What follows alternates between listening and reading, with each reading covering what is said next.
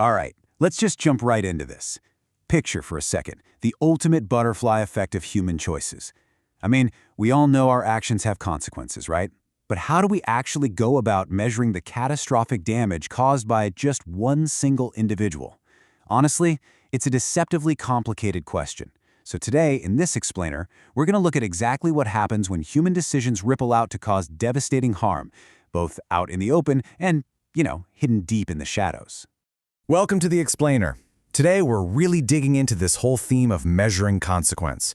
And what's absolutely fascinating here is the sheer scale we are dealing with. We'll be drawing from source material that looks at, history's highest casualty counts, right alongside an incredible deep dive into one of the most damaging spy cases in American history. Basically, it's a wild journey from macro history right on down to micro espionage. So, here is our roadmap for today. We are going to start with counting the dead and history's deadliest individuals before we pivot over to the cost of covert betrayal, trapping the wrong spy, unmasking Agent B, and finally, the weight of one choice. Let's get to it. Section 1. Counting the dead. Before we can even begin to look at the deadliest individuals, we've got to understand the methodology. Like, how do historians actually calculate mass casualties? So here's the really crucial point. Scholars often genuinely disagree on historical death tolls, and the underlying math totally explains why. Basically, they rely on three mathematical approaches. First up is direct body counting. This is using actual execution records or transport logs, like those meticulously grim daily reports kept by the Nazis. But as you can probably guess, most mass deaths don't actually have paperwork. So we turn to the second method, which is excess mortality analysis. This basically calculates expected baseline deaths versus actual deaths. The big problem here? Well, if one historian assumes a baseline of 10 deaths per thousand and another assumes 25, the final total swings by literally tens of millions. Wild, right? Finally, there's demographic deficit analysis. This compares census data before and after a catastrophe, like how China's 1982 census revealed the true scale of the Great Leap Forward. The tricky part with this one is it mixes up people who actually died with people who, were simply never born in the first place. Section 2. History's deadliest individuals. Now that we've got our analytical framework down, let's shift focus and apply these methodologies to some of the most devastating figures in recorded history.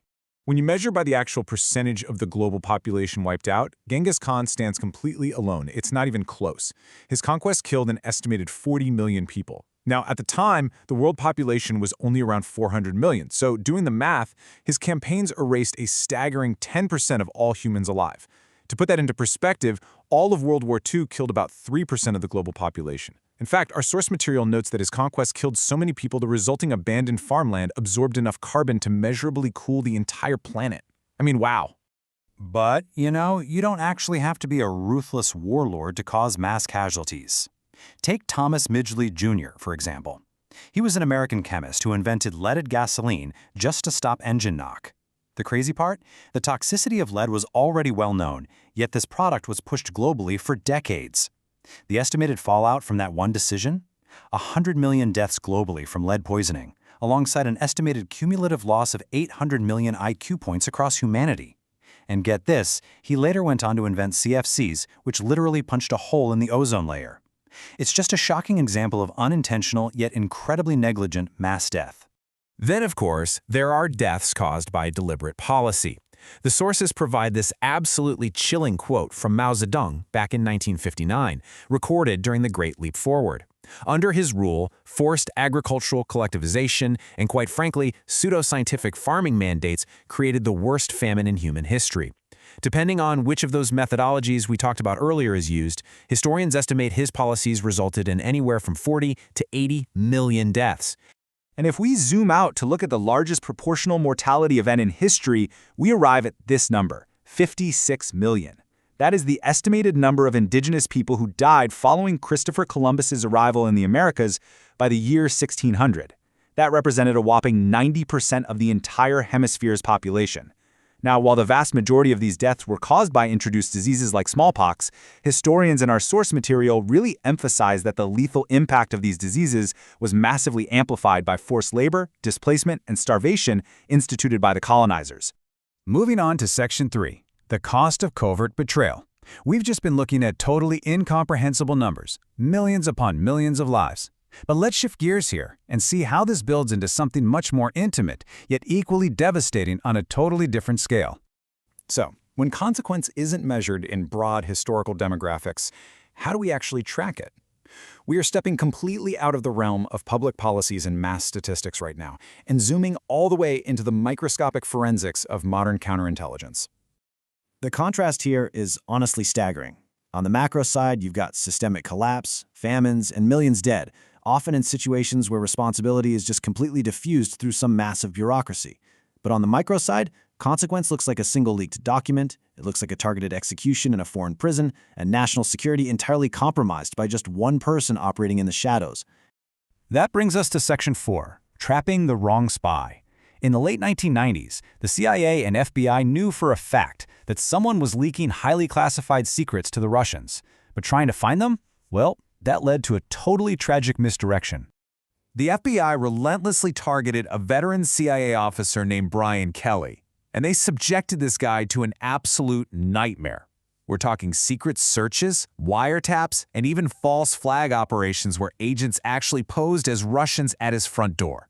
Kelly reported every single incident and even passed an FBI polygraph with flying colors.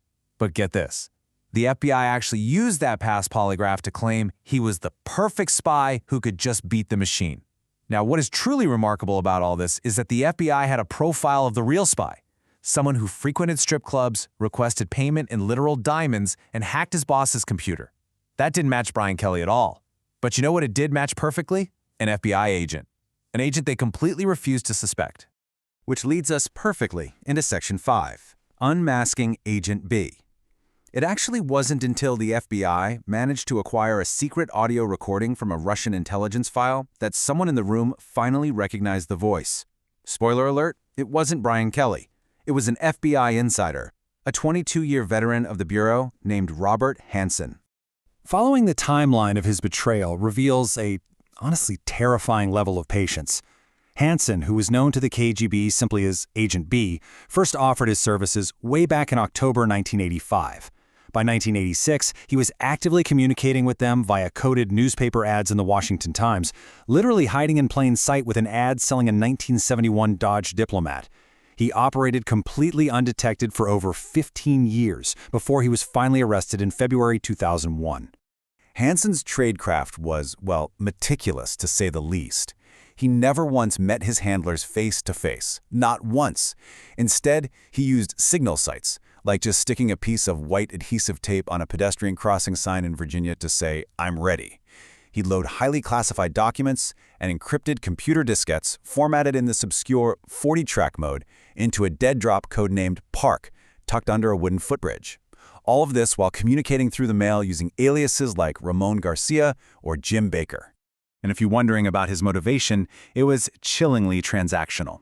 In his very first letter to the KGB, offering up highly compartmented intelligence projects, Hansen wrote this: "I believe they are sufficient to justify a $100,000 payment to me." Just like that.